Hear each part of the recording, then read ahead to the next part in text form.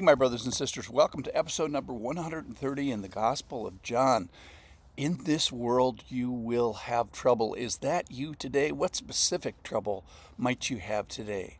So, we're going to have a call today to take heart, knowing this, that Jesus has overcome the world. It's great news, and we're going to hear a call to trust Him as He works out overcoming the world.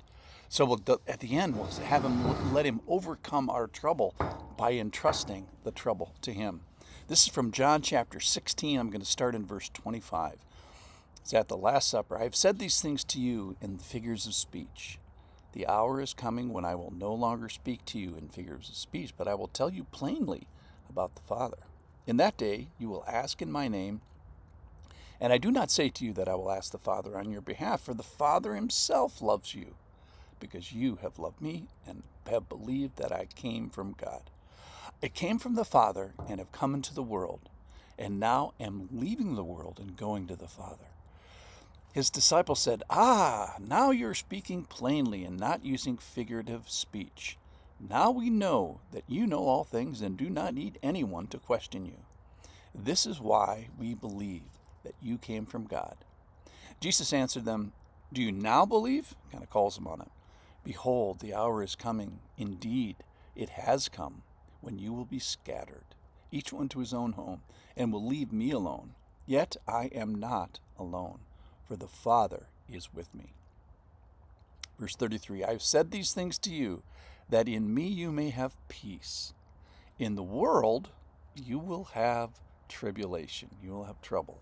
But take heart, I have overcome the world. So the disciples here in this little passage, they profess their belief, but Jesus knows their frame.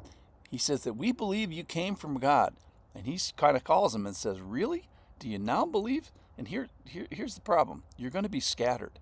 You're going to be scattered from me. You're going to leave me alone from a human standpoint.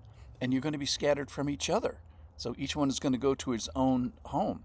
So they're not only going to break fellowship with Jesus, you're going to break fellowship with each other. So you will leave me alone and you will leave yourselves alone very shortly. This very day, literally. So we so need steadfast in the Lord. So here we are in John chapter 14, 15, and 16, where the antidote to this poison of fickleness that humans have is this promise of the coming Holy Spirit. So the bad news in the passage is that Jesus is leaving the world and going to the Father. Now he's going to intercede for us there, so that's a good thing. But then he promises, I'm not leaving you as orphans. I'm going to come to you. I'm going to dwell with you. If anyone loves me, he will keep my word, and my Father will love him, and we will come to him and make our home with him. And then he promises the Holy Spirit, the helper, the Holy Spirit. So the good news for Jesus is that the Father is with me. And we must remember this as Jesus is sacrificed for sin. So I'm going to make an argument in a few weeks, I'm sure, when we get to the crucifixion. Does the Father turn his back on Jesus? And I would argue no, using this verse and Psalm 22. But that's an argument for another day. All right, this is the part I really wanted to get to today. Is in the world you will have tribulation. Now that's just the spiritual word for trouble, and who of us doesn't understand this? Everybody does. Look at our world. Look at my world. Sickness, aging, disease, rebellion, disobedience, wars, uncontrolled desires, anger, lust, greed, oppression, affliction, and pressure. So God does not promise separation from any of that. But what God does promise is himself during all of that. He promises himself and his character. And he says we should have a response, which is take heart. Chapter 14, it says, let not your hearts be troubled. Believe in God. Believe in me. This is a theme where he's saying, don't be troubled. Why? Well, I have overcome the world. And you get sort of this coattail association with me that you get to overcome as well. So looking down the road with just a little bit of futureness to it, he says, I have victory over oppression.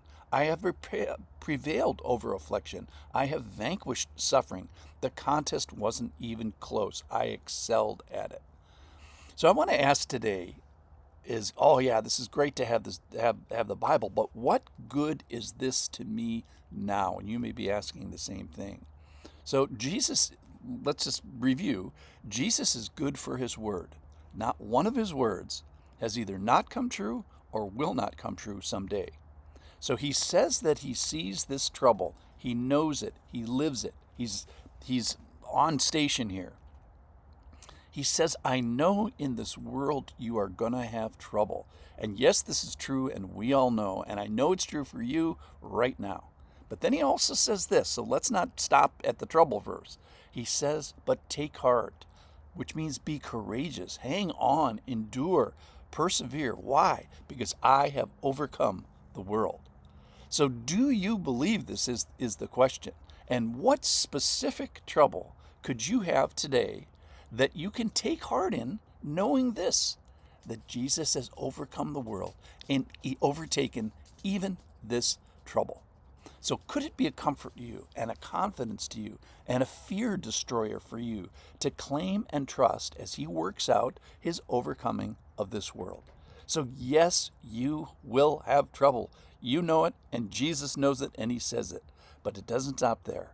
But take heart, I have overcome the world.